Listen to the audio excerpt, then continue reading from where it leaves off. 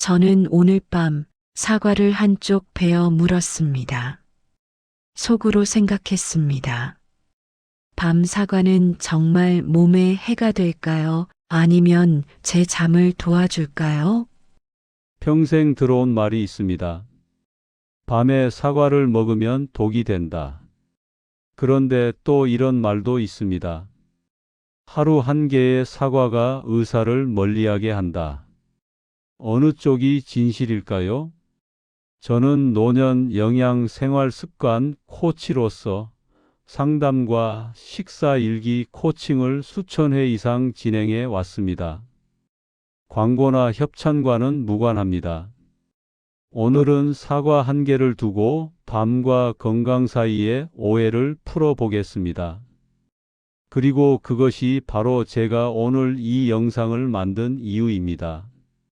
저는 과학적으로 근거가 있지만 극소수만 알고 있는 한 가지를 여러분과 나누고 싶습니다. 본격적인 내용을 시작하기 전에 도움이 되실 것 같다면 구독과 좋아요로 응원 부탁드립니다. 구독과 좋아요는 무료이니 한번 눌러주시면 앞으로도 건강 정보를 놓치지 않고 받아보실 수 있습니다. 여러분의 건강한 노후를 응원합니다.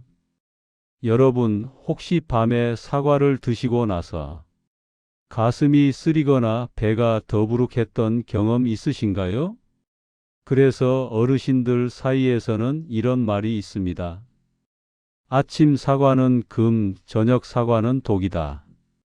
저도 처음에는 이 말을 그대로 믿었습니다. 밤에 사과를 먹으면 안 되는 줄 알았죠. 그런데 어느 날 한 분이 제게 이렇게 물으셨습니다. 선생님, 저는 밤에 사과 반쪽 먹고 자는데 아침에 배변이 훨씬 편해요. 그런데 독이라는데 계속 먹어도 되는 걸까요? 저는 그때 깨달았습니다. 우리가 독이라고 부르는 것의 실체를 제대로 들여다봐야겠다고요. 사실 이 속설에는 두 가지 진실이 숨어 있습니다. 첫째, 사과에는 구연산과 사과산 같은 유기산이 들어 있어서 민감한 분들은 속이 쓰릴 수 있다는 점입니다. 특히 빈속에 많이 드시면 위벽이 자극받을 수 있죠.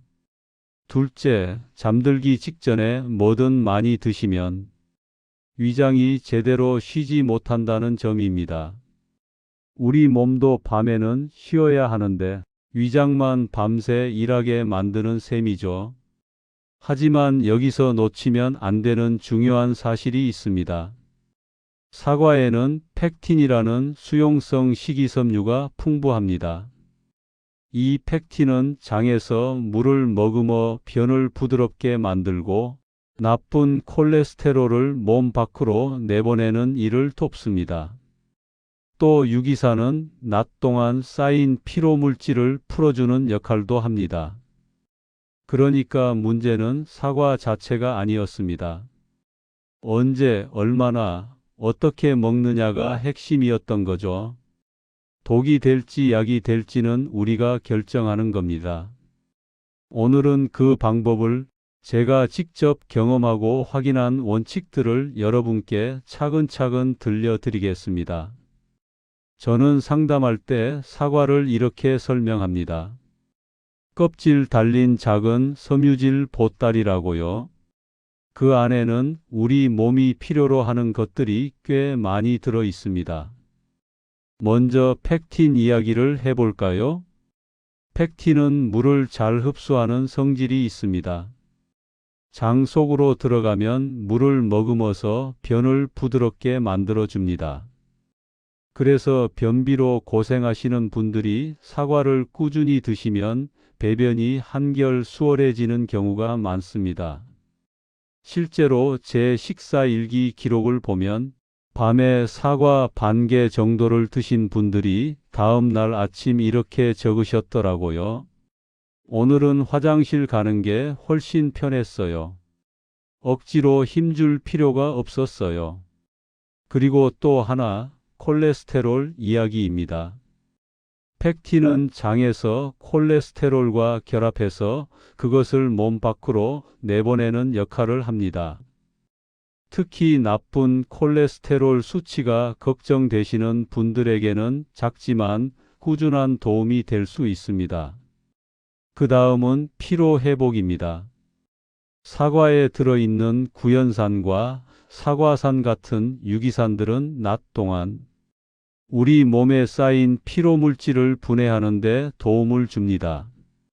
그래서 저녁에 적당량을 드시면 다음 날 아침에 조금 더 가볍게 일어나실 수 있습니다. 한 분이 이렇게 말씀하셨습니다. 선생님, 저는 밤에 사과를 먹으면 다음 날 몸이 덜 무거워요. 그게 사과 때문인가요? 저는 이렇게 답했습니다. 네, 충분히 가능합니다. 사과의 유기산이 밤새 몸의 대사를 도와주는 거죠. 그런데 여기서 중요한 점이 있습니다. 이 모든 이로움은 적당량을 적절한 시간에 드셨을 때 나타난다는 겁니다. 너무 많이, 너무 늦게 드시면 오히려 위장에 부담이 됩니다. 그래서 다음은 누구에게 언제 사과가 불편해질 수 있는지 그 경계선을 정확히 짚어드리겠습니다. 모든 분께 밤 사과가 편한 것은 아닙니다. 저는 상담하면서 세 부류의 분들을 특히 조심스럽게 살펴봅니다. 첫 번째는 역류성 식도염이 있으신 분들입니다. 한 분이 이렇게 말씀하셨어요. 선생님, 저는 밤에 사과 먹고 누우면 가슴이 타는 것처럼 쓰려요. 당연합니다. 잠들기 직전에 신맛이 강한 과일을 드시면 위산이 식도로 역류하면서 가슴 쓰림이 심해질 수 있습니다. 특히 누운 자세에서는 더 심해지죠. 이런 분들은 밤 사과를 피하시는 게 맞습니다. 두 번째는 과민성 대장 증후군이 있으신 분들입니다. 사과의 섬유질은 분명히 좋은 성분이지만 장이 예민한 분들에게는 오히려 자극이 될 수 있습니다. 갑자기 섬유질이 늘어나면 장 속에서 가스가 차고 배가 부글부글 소리를 내면서 불편함을 느끼실 수 있습니다. 실제로 한 분은 이렇게 적으셨습니다. 사과를 먹고 자면 새벽에 배가 아파서 깨요. 가스가 차는 느낌이에요. 이런 경우라면 밤 사과는 맞지 않는 겁니다. 억지로 드실 필요가 없습니다. 세 번째는 혈당 조절이 필요하신 분들입니다. 사과에는 과당이 들어 있습니다. 늦은 시간에 과일을 많이 드시면 자는 동안 혈당이 올라갔다가 아침 공복 혈당 수치에 영향을 줄 수 있습니다. 특히 당뇨가 있으시거나 혈당 관리 중이신 분들은 주의가 필요합니다. 그래서 저는 밤 사과를 권할 때 항상 세 가지 안전성을 먼저 확인합니다. 첫째, 역류 증상이 있는지. 둘째, 장이 예민한지. 셋째, 혈당 조절이 필요한지. 이 세 가지 중 하나라도 해당되신다면 무조건 밤 사과를 드시는 것보다 시간을 앞당기거나 양을 줄이거나 방법을 바꾸는 전략이 필요합니다. 다음으로는 바로 그 전략을 오늘부터 실천하실 수 있는 구체적인 세 가지 원칙으로 말씀드리겠습니다. 저는 오늘부터 바로 실천하실 수 있는 원칙을 세 가지로 정리했습니다. 이것만 지키시면 밤 사과가 독이 아니라 작은 건강 습관이 될 수 있습니다. 첫 번째 원칙은 시간입니다. 잠들기 최소 2시간 전까지 사과를 드시고 마무리하세요. 왜냐하면 위장도 쉴 시간이 필요하기 때문입니다. 11시에 주무신다면 9시 전에 드시는 겁니다. 이렇게 하면 위가 음식을 충분히 소화하고 편안하게 밤을 맞이할 수 있습니다. 한 분이 이렇게 물으셨습니다. 선생님, 저는 자기 직전에 먹는 게 습관인데 그럼 안 되는 건가요? 저는 이렇게 답했습니다. 네, 그 습관을 2시간만 앞당겨 보세요. 일주일만 해보시면 차이를 느끼실 겁니다. 두 번째 원칙은 양입니다. 중간 크기 사과 반 개면 충분합니다. 많은 분들이 한 개를 다 드시는데 밤에는 반 개로도 섬유질과 수분을 충분히 얻을 수 있습니다. 오히려 많이 드시면 위장에 부담이 되고 혈당도 불필요하게 올라갈 수 있습니다. 적당함이 핵심입니다.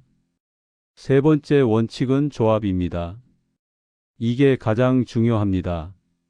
사과를 빈속에 단독으로 드시지 마세요. 단백질이나 지방이 조금 들어있는 음식과 함께 드시면 흡수 속도가 완만해집니다. 제가 가장 추천하는 조합은 무가당 요거트 2숟가락에 사과 반 개를 깍둑 썰어 올리는 겁니다. 이 조합은 정말 좋습니다. 요거트의 단백질이 사과의 당 흡수를 천천히 만들어주고 유산균은 장 건강에도 도움이 됩니다. 게다가 포만감이 오래가서 야식 욕구도 잠재워 줍니다. 실제로 이 방법을 시도하신 분이 이렇게 말씀하셨어요. 선생님, 요거트랑 같이 먹으니까 속도 편하고 밤에 배고프지도 않아요. 이 세 가지 원칙, 시간, 양, 조합, 이것만 지키시면 밤 사과는 여러분의 작은 건강 친구가 될 수 있습니다. 저는 속이 유난히 예민하신 분들을 많이 만났습니다. 이런 분들께는 조금 더 세심한 방법이 필요합니다. 오늘은 그 노하우를 세 가지로 나눠 말씀드리겠습니다. 첫 번째는 껍질 처리입니다. 사과 껍질에는 섬유질이 가장 많이 들어 있습니다. 분명히 좋은 성분이지만 예민한 분들에게는 이 껍질이 위벽을 자극할 수 있습니다. 그럴 때는 칼로 얇게 벗기시거나 소금물에 살짝 헹궈서 물기를 닦아내고 드세요. 껍질을 완전히 제거하는 것보다는 부분적으로만 벗기는 게 영양 손실을 줄이면서도 자극을 덜 수 있습니다. 한 분이 이렇게 물으셨습니다. 선생님, 껍질을 벗기면 영양이 다 없어지는 거 아닌가요?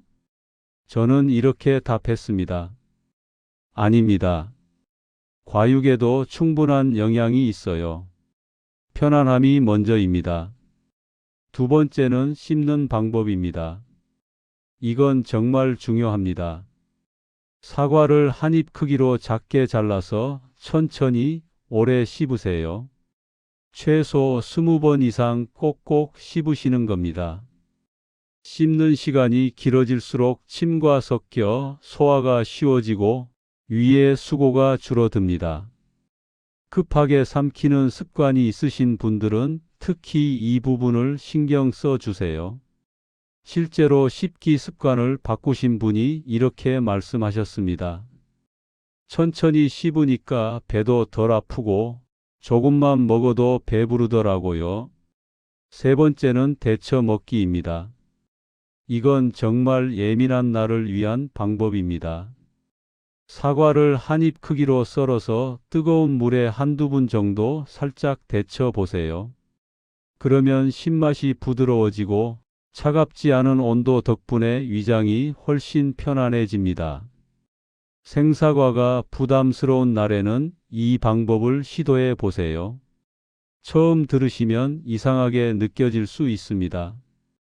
하지만 실제로 해보신 분들은 대부분 만족하십니다. 따뜻한 사과의 단맛이 의외로 편안하고 소화도 한결 수월하다고 하시더라고요. 이 세 가지 방법, 껍질 조절, 천천히 씹기, 데쳐 먹기. 여러분의 몸 상태에 맞춰 선택해 보세요. 오늘 저는 제 저녁 노트에 이렇게 적었습니다. 밤 사과 루틴을 하나씩 체크하면서 말입니다.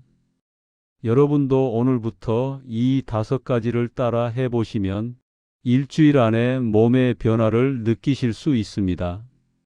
첫 번째 체크 항목은 시간입니다. 잠들기 2시간 전 저녁 루틴을 시작하세요. 예를 들어 11시에 주무신다면 9시가 사과 시간입니다. 알람을 맞춰 놓으시면 잊지 않고 실천하실 수 있습니다. 두 번째는 구성입니다. 사과 반 개와 무가당 요거트 2숟가락을 준비하세요. 사과는 깍둑 썰어 요거트 위에 올리면 됩니다. 이 조합이 가장 안전하고 효과적입니다. 견과류 몇 알을 추가하셔도 좋습니다.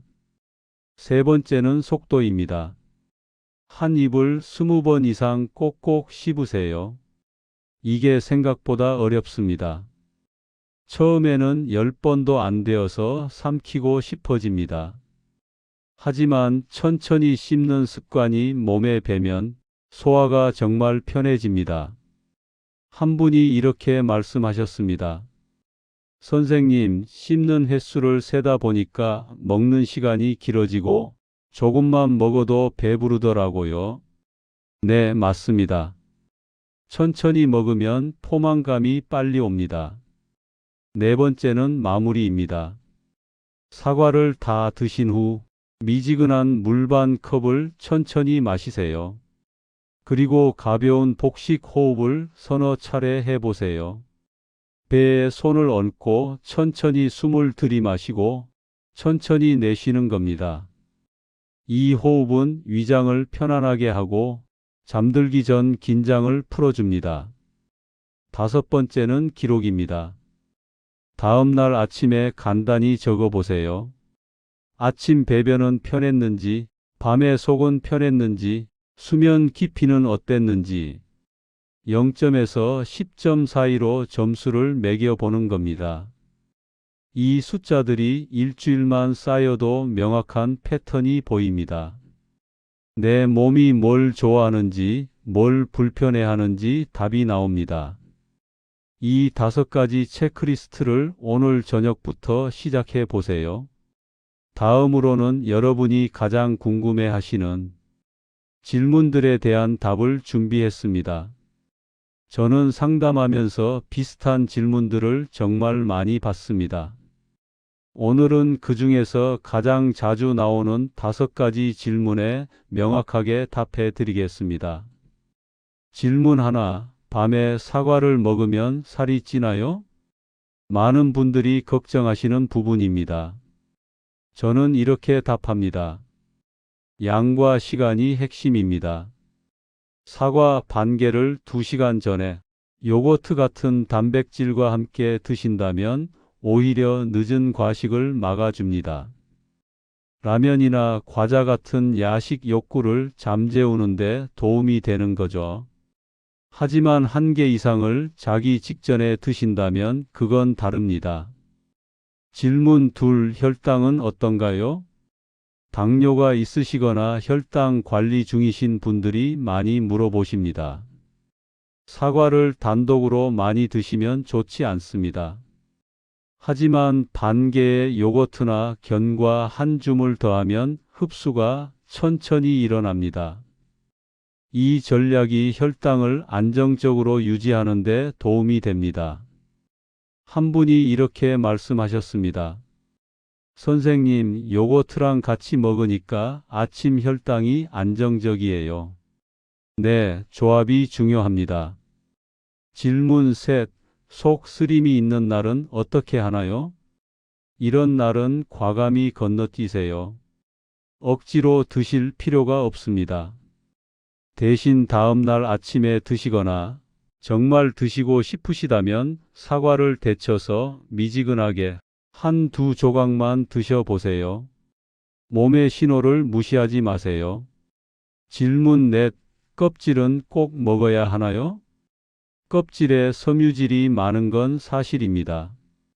그래서 이상이 없으시다면 껍질째 드시는 게 유리합니다. 하지만 속이 예민하거나 껍질이 부담스러우시다면 부분적으로 벗기시는 게 현명합니다. 영양보다 편안함이 먼저입니다. 질문 5. 사과 말고 다른 과일은 어떤가요? 밤에는 물렁하고 너무 달달한 과일보다는 단단하고 씹는 시간이 긴 과일이 비교적 편합니다. 하지만 언제나 개인의 몸 반응이 기준입니다. 어떤 분은 배가 좋고 어떤 분은 키위가 편하다고 하십니다. 일주일 정도 기록하시면 답이 나옵니다. 이 5가지 질문과 답 기억해 주세요. 오늘 저는 밤 사과를 2시간 앞당겨서 반 개만 요거트와 함께 천천히 먹었습니다. 그리고 다음 날 아침 노트에 이렇게 적었습니다. 오늘은 배가 편안했습니다. 배변도 수월했습니다. 수면도 깊었습니다. 이게 제 몸이 알려준 답입니다. 결론은 단순합니다. 밤 사과는 독이라는 말은 반은 맞고 반은 틀렸습니다. 사과 자체가 독이 아니라 사과를 대하는 방식이 건강을 가릅니다. 시간을 앞당기고 양을 줄이고 조합을 바꾸면 밤 사과는 숙면과 아침 리듬을 돕는 작은 친구가 될 수 있습니다. 한 분이 일주일 후 이렇게 말씀하셨습니다. 선생님, 밤 사과 루틴을 시작하고 나서 아침이 정말 가벼워졌어요. 변비도 많이 나아졌고요. 이런 말씀을 들을 때마다 저는 확신합니다. 작은 습관의 변화가 큰 차이를 만든다는 것을요. 오늘부터 하루 일주일만 기록해 보시겠습니까? 사과 반개 루틴을 실천해 보시고 아침의 느낌을 0점에서 10점 사이로 적어 주세요. 배변은 편했는지, 속은 편했는지, 잠은 깊었는지, 그 기록들이 쌓이면 여러분만의 답이 보일 겁니다. 그리고 그 경험을 댓글로 나눠주시면 다음 영상을 더 알차게 만드는 데 큰 도움이 됩니다. 마지막으로 꼭 말씀드립니다. 이 영상은 치료나 진단이 아닙니다. 속 쓰림이 지속되거나 역류가 심해지거나 혈당 조절이 어려우시면 반드시 전문가와 상의하셔야 합니다. 저는 생활 습관의 작은 변화로 몸의 대답을 찾는 길을 안내해 드릴 뿐입니다. 여러분, 오늘 밤의 사과는 독이 아니라 질문이었습니다. 내 몸은 이 사과를 어떻게 받아들일까? 어떤 방식이 나에게 맞을까? 그 질문에 답하는 건 여러분 자신입니다. 몸이 뭐라고 답하는지 내일 아침 꼭 댓글로 알려주시겠습니까? 오늘도 건강한 하루 보내세요. 감사합니다.